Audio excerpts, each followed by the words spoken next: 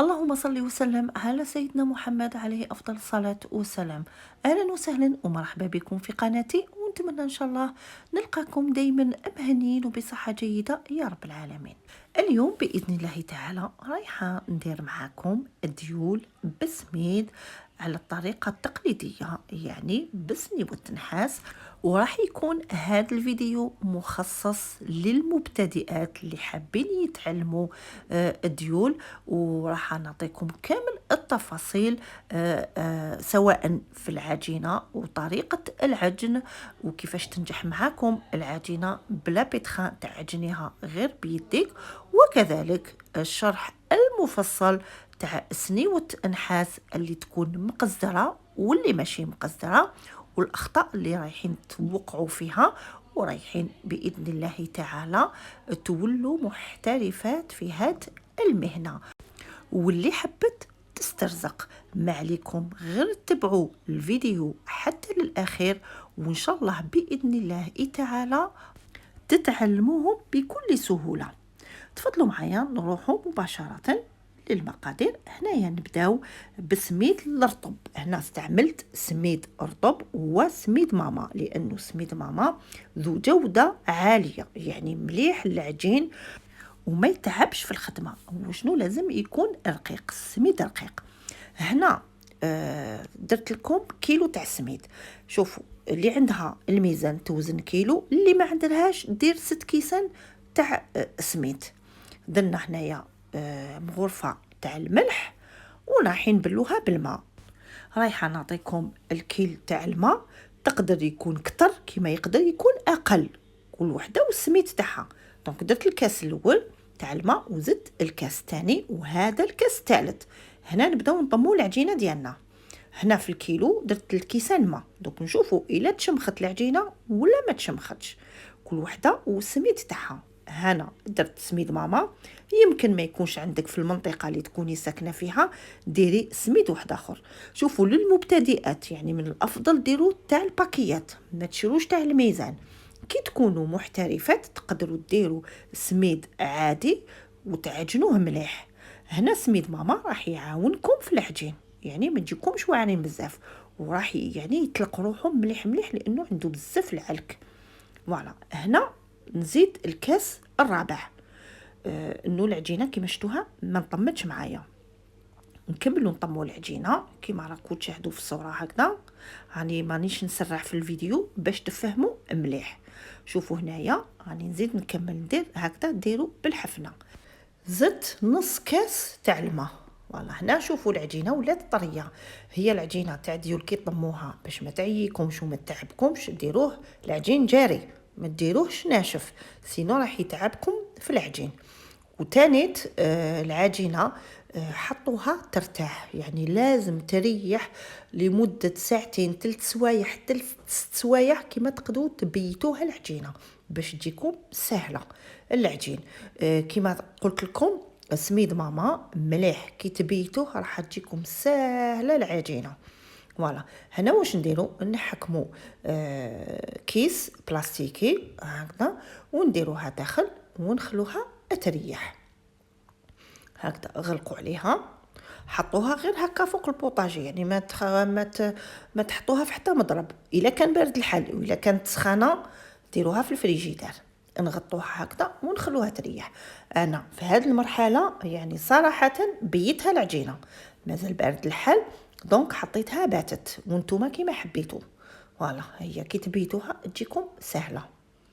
فوالا شوفوا بيتها عاود حليت العجينه ديالي. شوفوا نحيتها من الكيس فوالا وحطيتها فوق سطح العمل.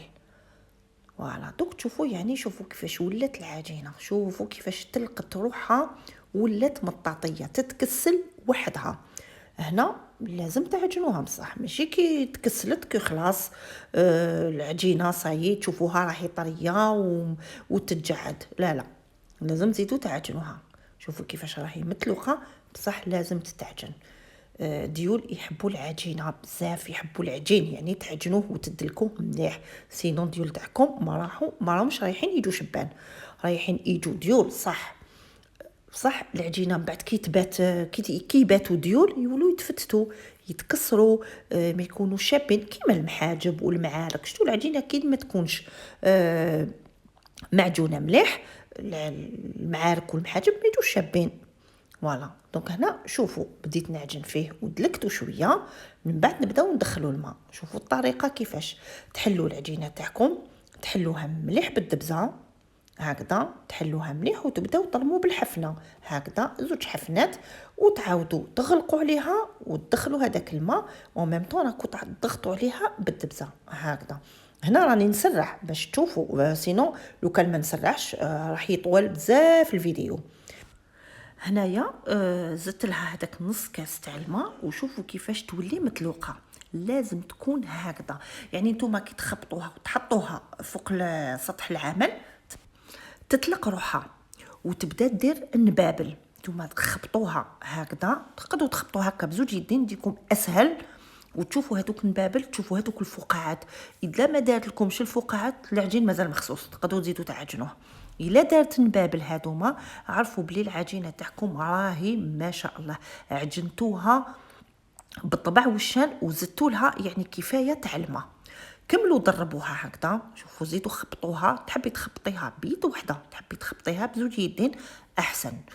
كاين نساء ما يقدروش، كاين وحده عندها لاغطخوس، كل وحده ما تقدرش تخبط بيد وحده تعيا، دونك خبطوها هكا بزوج يدين اسهل. وشوفوا كيفاش تتجحد، وشوفوا كيفاش تطلق روحها، تولي العجينه تاعها كيما تاع الخفاف. شوفوا تقطعي هكذايا وحده، شوفي هكذا تقطعيها تحليها، شوفوا تجي كيما تاع الخفاف تقريبا، تجي شويه شويه جاريه على تاع الخفاف. تقدري تحليها بين يديك وما تلصقش. شوفوا العجينه ناجحه ما تلصقش في يدك، ما ديريش الماء ما تلصقش في يدك. فوالا ان شاء الله راكم شفتوا القوام تاع العجينه. هنا ندير شويه ماء في السحفه ديالي، ونحط هذيك العجينه، نزيد لها شويه ما برك من الفوق باش ما ديرناش هذيك القشره، ونغطيها ما بين ما نوجد السنيوه ديالي. هنا هاد المره هاد الفيديو راح نديره لكم فوق لا بلاك شوفونت. شوفوا هنايا خليتها ريحت، شوفوا كيفاش دير النبابل، يعني قد ما تريح قد ما مليح العجينه، يعني راح تخرج لكم ناجحه ويخرجوا الديول تاعكم ما شاء الله. دونك كيما قلت لكم راح نديرها فوق لا بلاك. بون لا بلاك اللي عندها هذا تاع الطابونه، ماشي هاد المتوسطين. هاد المتوسطين مش راح تنجح لكم، علاش؟ باسكو النار باش راح تلحق الجوانب تاع السنيوه. اذا كانت شويه صغيره، انا السنيوه تاعي شويه كبيره، فيها 32 سنتيمتر، كبيره يعني. والسنيوه تاعي كيما راكم تشاهدوا فيها هي كانت حمراء، بصح قصدرتها، كانت فزت لي واحد العام، يعني عندها عوام راح قصدرتها، سي بور سا تبدل اللون تاعها. دونك هنا شوفي راهي متقوبه، ودرت لها لا غري الاولى، وهنا زدت لها اون دوزيام غري، يعني غرياج واحد اخر باش تشد لي فوق لا بلاك. دونك انا وريت لكم بالنسبه اللي ما عندهمش طابونه، ما عندهمش وين يحطوها، وكاين اللي تحب تخدم غير ليها بلا ما تحط طابونه، تخدمها برك ديراكتومون فوق لا بلاك شوفونت تاعها. فوالا دونك كيما راكو تشاهدوا درت 2 غرياج، وشفتوا واحد كبير باش تشد لي فوق لا بلاك. فوالا وهنايا طرشونه باش نحطو فوقها. عندي العجينه من الجهه اللي من لهيه، وهنا رايحين نبداو بسم الله نبداو الديول تاعنا. هنا راني حطيت سنيوه ديالي كيما وريت لكم قبل، النار تكون ناقصه، ما تكونش متوسطه، تكون تحت المتوسط شويه رقيقه. هنا شوفوا درت العجينه، مازال ما سخنتش السنيوه ديالي. كان بزاف الاخوات بعثولي في الفيديو القديم اللي طلع لي بزاف المشاهدات. شوفوا هنايا درتها مازال ما سخنتش، كان اللي تقول لك بلي لصقت لي العجينه وما حبش تتنحى. هنا باش ما ديروش الغلطه ورايحين تفزلوا السنيوه تاعكم، ما تحطوهاش تحت العين تقولي دوك ما حبش تتنحى لي العجينه راهي لصقت، نقلعها ولا تحكيها بالموس. خليها فوق النار، نار قليله، وبداي تقلعي في العجينه. انا كيما شفتوني غير هكذا نقلع فيها، اللي تكون طلعت، اللي تكون يعني نشفت وتقرقشت نحيها هكذا بصبعي. سينو نتوما ما تكرطوهاش بالموس، خلوها حتى تتقلع كيما راكو تشوفوا هكذا في الفيديو. خلوها راهي تنشف وراهي تتقلع، وانتوما حكموا هكذا سربيته صغيره طرشونه تكون رطبه، وبداو تنحيو فيها هكذا، هي تبدا تتنحى غير بالعقل بالك وتغسلوها ولا ديروها تحت العين. من بعد ما تنحيو لها كامل هذيك العجينه، يعني تتقلع كامل غير بالعقل، يعني خذوا راحتكم معها. ديروا لها شويه زيت. علاش؟ كي فرشتوا لها هذيك العجينه سنيوه نشفت، دونك تولي تلصق. دهنوها بشويه زيت، خلوها تسخن مليح بالزيت هذيك، ومن بعد مسحوها بطرشونه نقيقيه وتكون رطبه. بعد ما تمسحوها مليح عاودوا نقصوا لها النار، يعني خلوها نار قليله وبداو تخدموا. هنا كي تكون مدهونه بالزيت، شوفوا العجينه ما تلصقش. علاش؟ تكون رطبه، تكون بزاف تزلق. العجينه هذيك راهي تزلق فوق سنيوه، تصيبوها ما تشدش مليح. دونك بعد ما تفرشوا العجينه تاعكم عاودوا نحوها، تصيبوها يعني ما لصقتش، تصيبوها تقلعت كامل. دونك واش ديروا؟ تعاودوا تنحوها، تمسحوا هذيك السنيوه، تنحيوا لها هذيك الورق تاع الديول اللي قاعدوا لاصقين فيها. من بعد عاودي تخدمي مره ثانيه. شوفوا هنايا العجينه ما راهيش تلصق. هنا واش صرا؟ بعد ما مسحنا الزيت السنيوه سخنت، حنا رانا نمسحوا فيها والسنيوه راهي تسخن. دونك كي تسخن بزاف تاني السنيوه العجينه ما تلصقش. دونك كاين زوج حاجات، السنيوه عفوا العجينه ما تلصقش في السنيوه اذا كانت سخونه، وما تلصقش اذا كانت مدهونه بالزيت وتكون مشربه بزاف الزيت، تكون يعني السنيوه راهي تزلق. دونك كاينه زوج اخطاء اللي تقدروا توقعوا فيهم وما تفهموش علاش. دونك هنا شوفوا راني نخدم وراني نحط في العجينه بصح ما راهيش تلصق لي العجينه. علاش؟ باسكو السنيوه سخنت لي بزاف. فهمتوا؟ دونك هنا واش ديروا؟ تنقصوا النار، تنقصوا لها كامل ولا تنحوها كامل فوق النار وتخلوها تبرد باش تعاودوا ترجعوها باش تعاودوا تخدموا.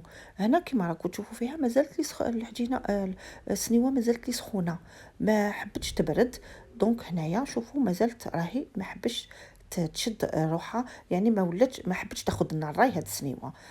خلوها تبرد. فوالا هنا هذه لاستوس باش تخدم لكم، خلوها تبرد.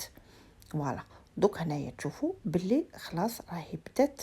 نقصت لها كامل وخليتها، وشوفوا العجينه راهي خفيفه. العجينه ما تكونش جاريه بزاف وما تكونش حاكمه روحها مليح. هنا شوفوا مازالت يعني راهي تخلي لي شويه يعني فراغات. فوالا علاش؟ باسكو انا السنيوه تاعي جبتها وبديت نخدم بها، ما رضيتهاش عندها. دوك من العام اللي فات ما خدمتش بها. هي سنيوه لازم تطرودها شويه، لازم تشبعيها زيت وتخليها تسخن مليح باش تبدا تخدم لك. شوفوا مازالهم يجوني شويه متقوبين، دونك مازال ما طروداتش ومازال ما تدربتش مليح. فوالا دونك تخسري واحد زوج ورقات 3 ورقات 4 ورقات الاولين هادو عادي، لازم ماشي من ضربه واحده الاولى عفوا تكوني خلاص راكي بروفيسيونيل. دونك فوالا شوفوا هنايا خلاص كفت رجليت لها النار، هاي ولات تخدم مليح. تحكمي ملعقه خشبيه تقلعي لها كامل هذوك لي كوتي وتبداي تنحي فيها. شوفوا هنا اي بدات تولي الورقه تاع ديول، يعني ما شاء الله بدات تحكم روحها وبدات تسقم السنيوه وراهي تخدم. تخلي لك شويه ثقب، يعني عادي هذه نورمال. تقدر مام تكوني محترفه دير لك شويه ثقبات. فوالا كيما راكم تشاهدوا في الصوره تقلعوا هذيك الورقه ملي كوتي. توجور لازم تكون ملحقه خشبيه. بالك تستعملوا الموس، سينو راح تكرطوا العجينه تاعكم. فوالا شوفوا هنايا دارت لي تاني كيما شفتوا شويه ثقوب صغار. هنا وريت لكم العجينه، راني نوري لكم في الثقبه وراني نهضر السنيوه زادت سخنت ليه. فهمتوا؟ دونك هنايا كيما يقولوا لاستوس تاع الديول تاني تولي في النار. اذا كانت سنيوه تخدم وكيما تشوفوا هكذا ما تشدش العجينه فيها ومروضيه ومقزدره وشابه، تضيفوا في النار. لازم تنقصي الفرن، لازم تنقصيه شويه، ما لازمش يكون قوي، خاصة المبتدئات ما يعرفوش يخدموا، تجيهم واعرة. هما ديول سهلين للخدمة، ما فيهم والو، فيهم شوية عجينة تخبطيها في سنيوه، بصح لازم تريقليها، لازم تريقلي النار ديالك، لازم تكون قليله، ما تكونش قويه بزاف. كاين طابونه من طابونه، انا راني ندير فيها فوق لا بلاك شوفونط وماشي قويه بزاف، وشوفوا ما راهيش تخدم لي بكل سهوله، راهي يعني مازال ما صبت لهاش النار تاعها. من داك تجيني قويه تسخن لي بزاف السنيوه، ومن داك تجي قليله ما تشدليش تشد العجينه وما تتقلعش. فهمتوا؟ لازم تعرفوا كيفاش تريقليو روحكم. هي كاين بزاف الاخوات يعني بعثوا لي في لي كومونتير، فهمتهم، قلت لهم باللي الصح كامل اذا كانت شابه سنيوه وشيتيها جديده ومقزره، النار تاعك لي عيانه ما عرفتيش تريقليها، يا ديريها قليله يا ديريها بزاف.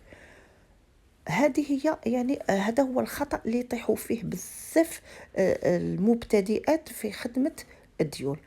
بعد ما تريقليها وتشوفي روحك بلي خلاص راهي تخدم لك، خلي النار هذيك ما تزيديش تمسيها وبداي تخدمي. وننصح يعني للمبتدئات، النار تاعكم خلوها صغيرة، خلوها قليلة. علاش؟ انتوما دوك ما تعرفوش تخدموا، كي تبداي تخدمي وتخبطي العجينه كيما راكي تشاهدي تكون يدك ثقيله. المره الاولى دائما تكون يدك ثقيله، تبداي تضربي غير بالعقل، تضربي غير بالعقل، ولا كانت قويه تلصق لك من جهه ومن جهه الملهى ما تلصقش. دونك لازم تنقصوا لها النار، نقصوا لها هكذا. صح تجيك الورقه شويه شفافه كي تكون النار قليله، تجي الورقه شفافه. دونك انت واش ديري؟ من الاحسن يعني تدربي في الخبيط ويجوك الورق شفافين، ومن بعد كي تتعلمي تضربي مليح وتكون يدك خفيفه، قوي النار ديالك ومن بعد يولوا يجوك شويه خشان. انا نفضل اني نخدمهم رقاق وتكون يدي ثقيله، ولا ما نعرفش نخدم كامل. فهمتوا؟ دونك نقصي لها وخدمي بعقلك.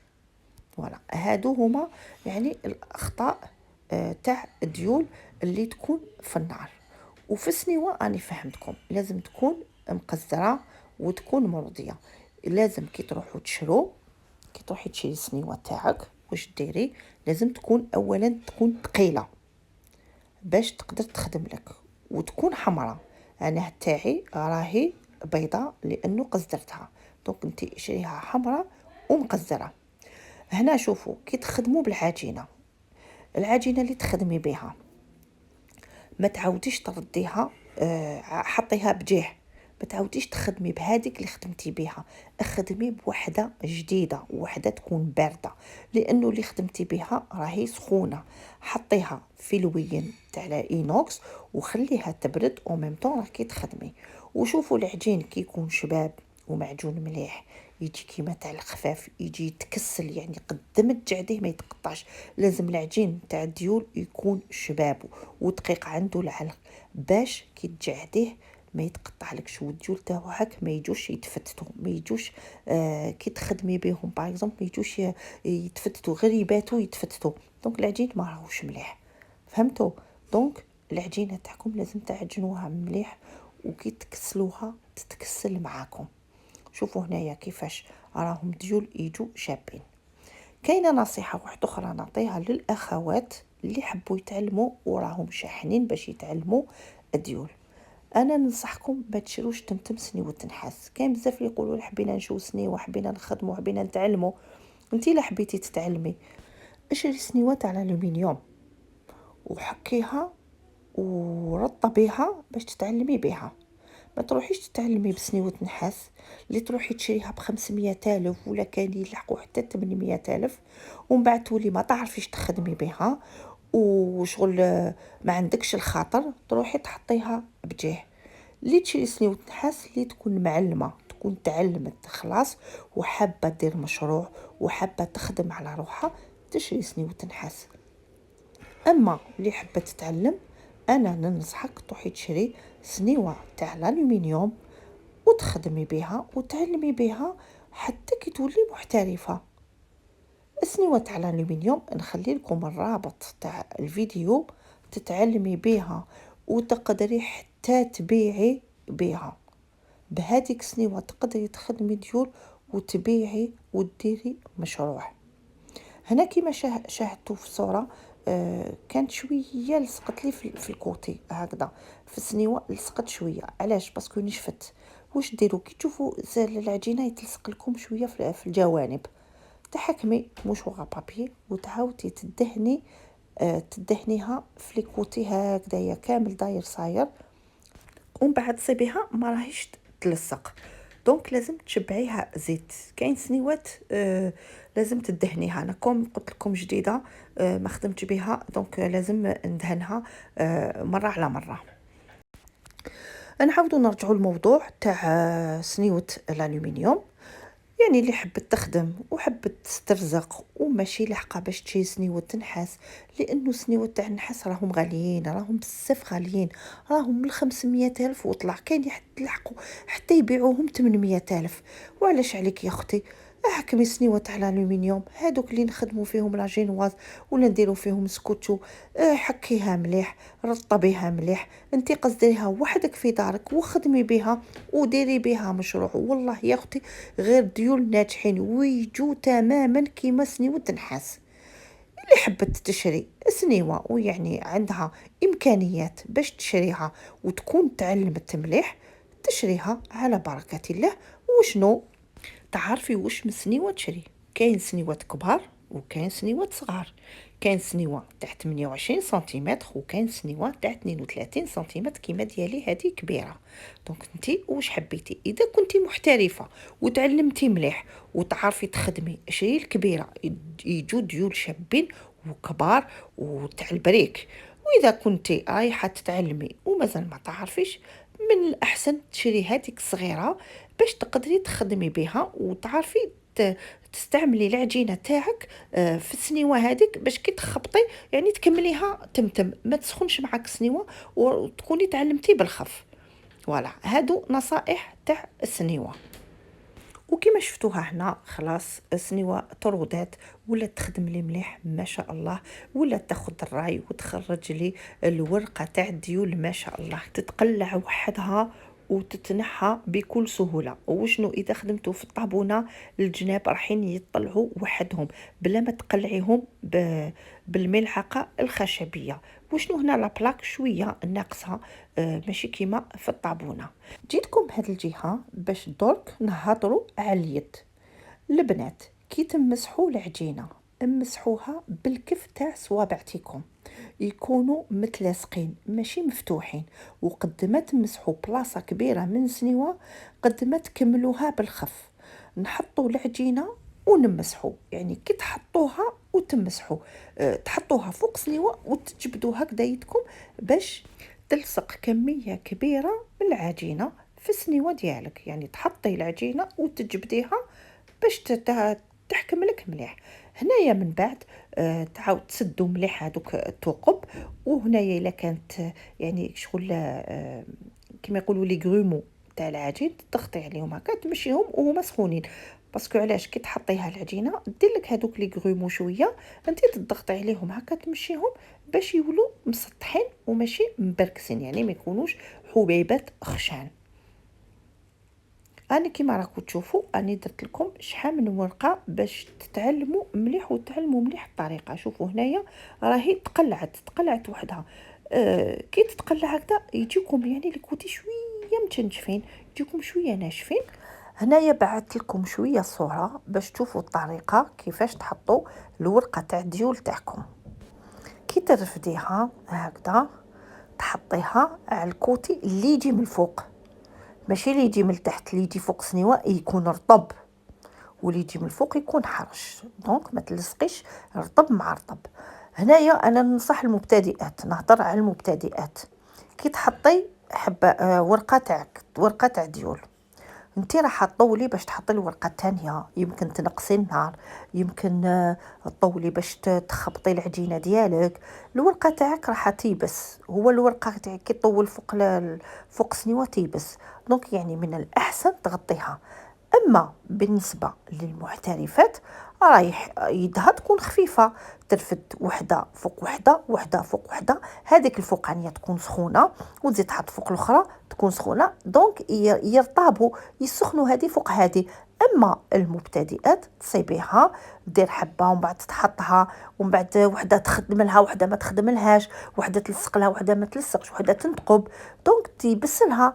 انا يعني ننصحك انك غطيهم هكذا بمنديل يكون يعني شويه من الدي، يعني ترشيه برك هكا بشويه، ما ماشي مشمق حتى يقطر، شويه من الدي وتغطي بها، وتغطي الديول ديالك. يعني كي تحطي ورقه هكذا تحطيها على وجهها،